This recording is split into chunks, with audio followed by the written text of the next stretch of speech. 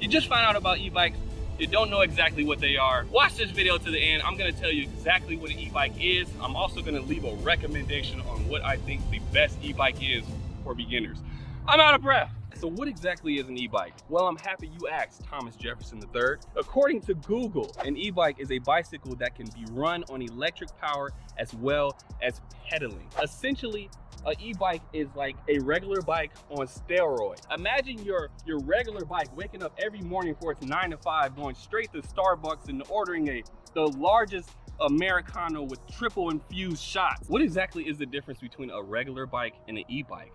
Well, Tiana, an e-bike comes equipped with a motor, a battery, a controller, a throttle, pedal assist, and sometimes they come equipped with the LCD screen. As far as motors go, they typically range from 250 watts to 750 watts. Now, it can go way past that, but then you'll be entering into illegal territory. And trust me, if this is your first e-bike, you want to stick within the 750 watt range. I don't want to see grandma flying down the street because pedal assist kicked in and she wasn't ready. As far as batteries go, they typically range from 36 volts to 72 volts. Now, they can go way higher than that, but I don't know why you would want to risk your life, George. Most e-bikes come equipped with a 48 volt battery. Some of the cheaper ones have a 36 volt. Don't even waste your time with it. It's a bunch of crap. They also have a rating, which is called amp hours, and this is gonna tell you how much range you can get out of the bike. So the higher the amp hours on the battery, the further you can ride on your bike. As far as controllers go, they typically range from 15 amps to 25 amps. Now, if you wanted to make a custom e-bike, you can go way past that point,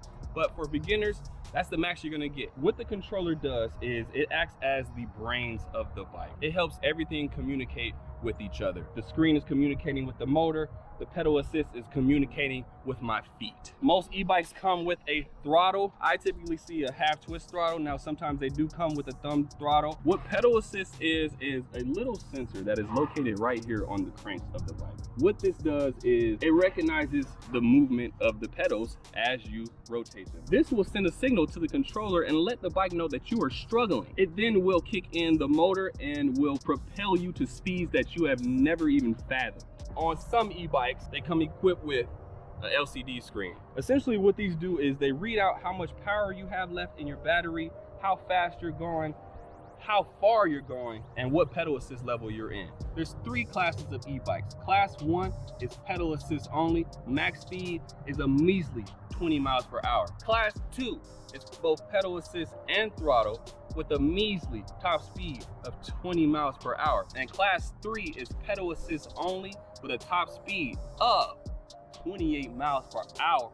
Gotta love it. State to state has different laws, and that'll determine where you can ride your bike. In California, I haven't had any issues riding my bike, but I know there's some states that are really strict, especially when you're trying to ride your bike at a state park. So there's 3 different types of e-bikes, okay? One being the folding e-bike, like this one. Now, hear me out. I know this thing looks hideous. I've never seen a bike like this, right? But it's convenient because you can fold this thing down so small, put it in your car, and go wherever you want and have the time of your life.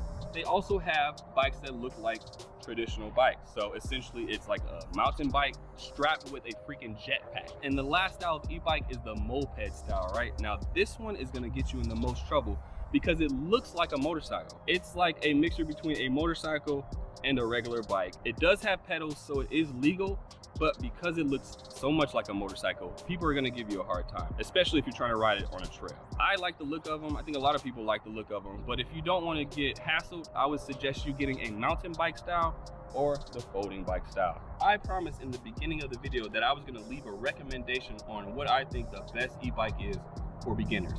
And that is no other than the Electric XP, not the Rattan. This is not what you're gonna get when you spend that what, $10.99? No. Your boy ended up upgrading this to another level that is just disgusting. But if you do end up buying an electric, they are great bikes. Electric as a company have proven themselves within the e-bike industry. Components on there are quality and it's not expensive. I think it's the perfect bike for beginners. Perfect bike for grandma. Go ahead and get her that gift she's always wanted, okay? If you guys are interested in picking up Electric XP, I'll leave a link to it in the description. Now, that link is an affiliate link, but I promise to you guys, I will use that money to buy a new electric so we can make some videos for the channel. That's the end of the video. Hope you guys enjoyed it. And until the next one, deuces like that.